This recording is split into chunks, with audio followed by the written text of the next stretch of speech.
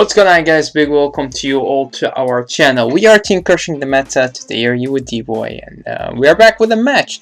So today we have an interesting match. We have DI versus the Greedon deck. So this is the previous build of Greedon, and in the future I will change it up a little bit for the upcoming Desire Devil. So it will be different, but I thought this was a nice video to show you guys what happens if Rising Greedon goes first. So if you haven't seen our last video where we talked about the different decks that you could build in premium, you could check it out. If you want to, the link will be in the description section below, or you could just go to our channel. It's very easy to go through our videos because we have playlists, and in the playlist you could find the right videos that you're searching for. Alright, so let's get on with the match. There will be a deck profile on the Greedon deck when the new cards come in from set 4. Also, I will be having my SP Greedon, so we'll have a beautiful SP deck to talk about. Still have to make a hard choice between how much Acrobat Verdes I want to play, because I do play the G Acrobat Verde in the Rising Greedon deck to get Rising to the hand. It's a very important combo piece. So as you can see right here, so we have the starter ready, we have my starting hand, but I need to know who goes first before I get the right cards back to my deck, because I want to know, do I want to rush or not. So looking at my hand right here, of course, to return the critical trigger, we have the only right target in our hand being Daisy, and then we leave up the breach, because the breach gives us the opportunity to put the right cards back to our deck, especially if we want to rush a little bit with getting cards like Lucifer, because we could get Lucifer to the field to put Daisy back to the deck if we keep drawing into another Daisy, or if we damage check a Daisy because we only play 3. It's very important to know how much cards you have in hand that you don't have anymore in deck or in damage or drop zone or whatever. So right here we have a pretty good hand. The only card that we really need is Rising, because we could there he is. We got Rising, and we could pretty much get the Emperor, so we're actually set to go. As long as he gives us damage, we're good to go. Right, so he adds the Amon to the hand, so we know that's that deck. It's a very interesting deck, and there goes a Rising. We draw into a crit, a very good card to draw into, because it gives you an extra soul and it gives you a counter charge. Alright, so right here, of course, we get Emperor because it's the only missing combo piece from the puzzle that we have, and we don't really have to rush more than that. Putting them at 1 damage means that they could only take 2 attacks. Putting them at 2 damage, they could still take 2 attacks. So putting them at 2 damage is the best thing, but again, we can't always risk it because they sometimes attack into our Vanguard and then we have nothing. So right here, they actually are going kind of all in a little bit. So this 14 to the Vanguard, of course, no guard, a crit, that's good. And we give the part of the Vanguard, and then a strong attack right here where we take, puts us at 4 damage, but we have 3 damage to work with, which is amazing. So we will try to power up our Vanguard as much as we can. We know that they have the crit, which is a 30k shield, but that's pretty much it from what we know from their hands. Okay, so what we do right here is, of course, we could put the Daisy back to the hand. We see Lucifer goes to the damage, so this would be a 10k, and they have to intercept, which is good, and it takes out their interceptor, give us 1 more soul. Important right here to check that how much soul you have. Always check how much soul you have, so you don't get a Lucifer and you soul blast too much and then you have no soul left. So that's why also the extra soul is good. So right here we attack with Rising, and Rising is only 23 right here because the skill of Emperor doesn't go in until, of course, you use it. So what we do right here is we use the skill of Emperor to get the Lucifer because we have 3 soul, so we could soul blast 1, and that will power up the Rising. Each time you use the Emperor, it will power up the Rising by an extra 10k, which is good, very good.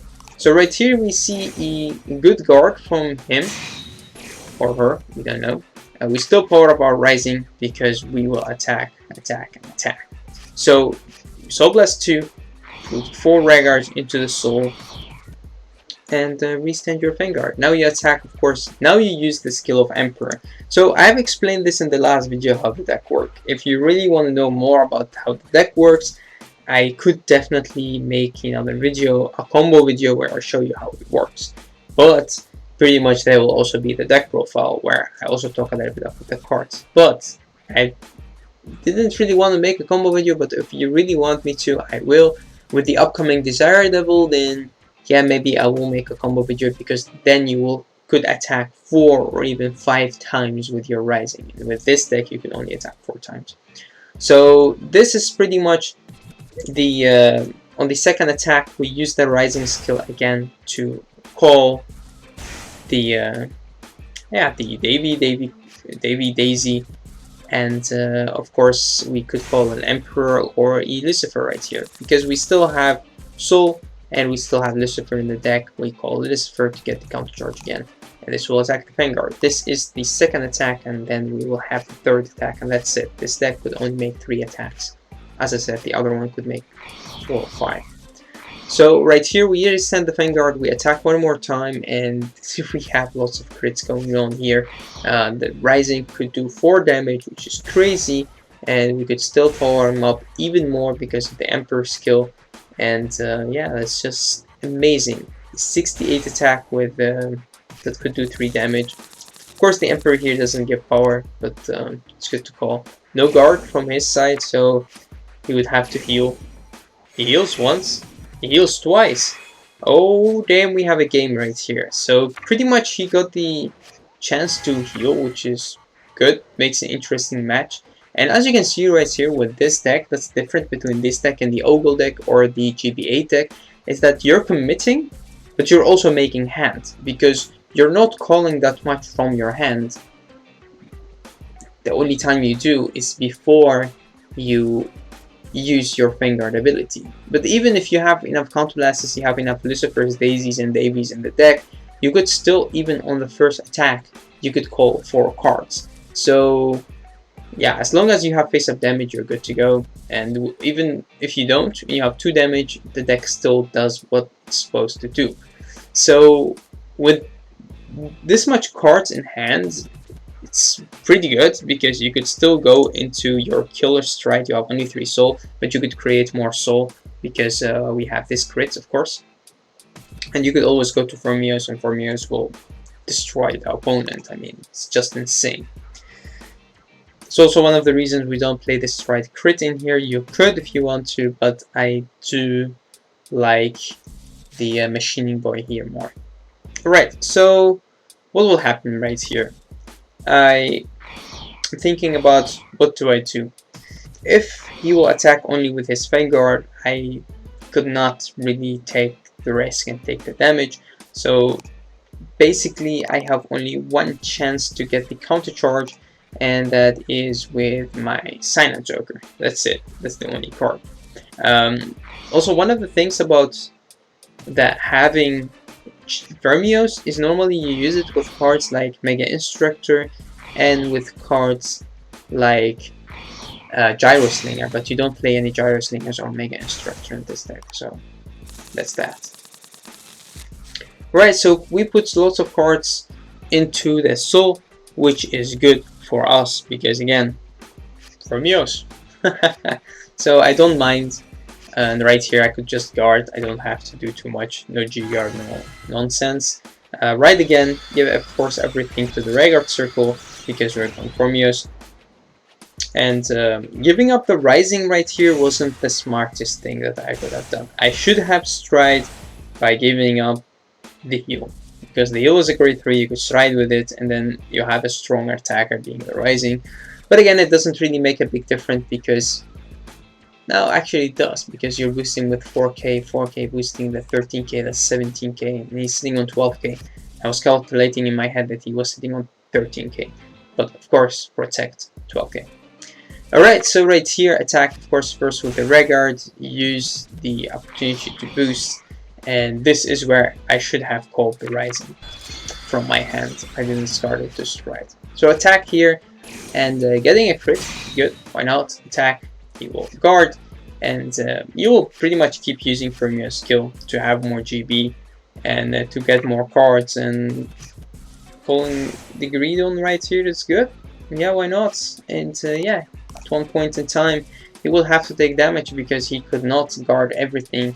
He could guard 1, 2, maybe 3 attacks, and I could make 1, 2, 3. Yeah, I could make 3 attacks, so he's 1 attack short.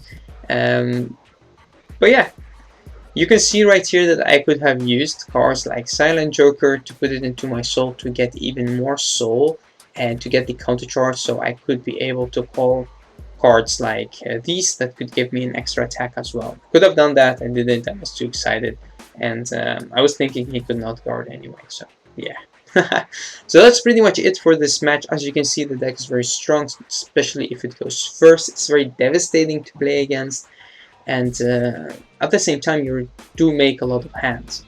Again, with the Desire Devil, as I already said, the triple rare that we are getting, the deck will become even more insane, but it could lose a little bit of its consistency because of the fact that you will have to give up Dexter, or you have to give up Acrobat Verdi to play the Great 1, because you don't really have that much space in your Great 1 lineup.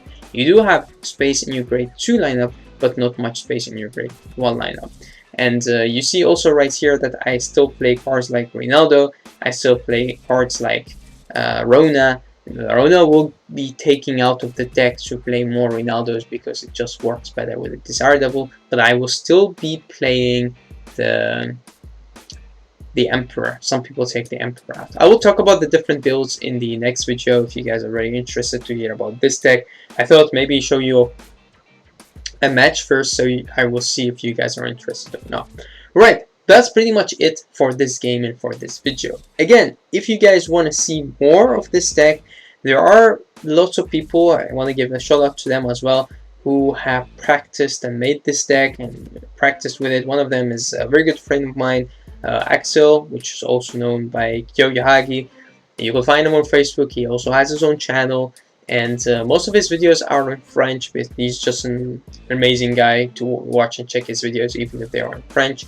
You can see the combo, you can see the combo video, and you could also see deck profile. Living Proof already have done some videos on this deck and the other deck as well, and Ruby also have been very active with the deck. So more and more people are getting interested in the deck. Some people ask me, yo, do you enjoy the deck? Well, the thing is with this deck, I keep saying it is definitely lots of fun to play, but when you come to a competitive format, there are some decks that could destroy this deck very easy if they have something that could get rid of your rare cards. Like Link Joker that could lock them, like Kaguro that could pretty much get rid of some, like if you play against even Mail Colony that could rest them. That's just more than enough to stop the Risisng combo with the Greedon. So yeah, about that, there are some issues that the deck will have if played against the wrong matchup. But if the deck goes first and your opponent gives you damage, the deck could just destroy them even before they get to the chance that they could G-guard. That's the strong thing about combining D, V, and Premium all together, all 3 formats in one deck. It's just insane. Alright guys, thank you again for watching. Until next time.